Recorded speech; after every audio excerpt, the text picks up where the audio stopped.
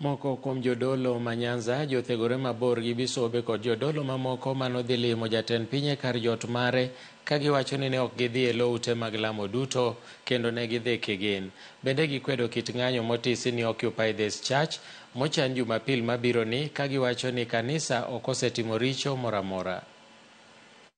Kik ng'ato wuog ni dhi e kanisa ni dhi ketho kanisa mar Nyasaye. Kung'e joma timo richo kuma kata ungo gi chich joge modhigo to udhi uwuogo to gibiro dhi nyiso gima omiyo ne gidhi e State House gi gima gidwaro. Wan joma oyie gi Gen Z kendo oyie gi nyithindo manyo tiyo matek momiyo koro president mar be oneno light mokoni gima timore ni ok en adier moyie makoro golo bill mar finance bill 2024 up to 25. State House onge kanisa. Kanisa nitiere oko. Obed jasiasa, obed president, onego bi e kanisa. To bishops madhi e State House, ging'ere kendgi kendo jo State House go bong'eyo gi.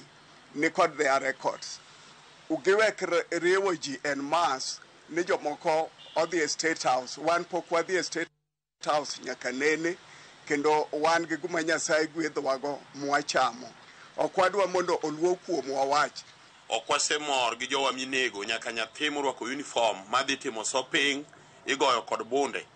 Wakwayo sirikand Kenya kotelnegi president mar Kenya Ruto Samoei mondo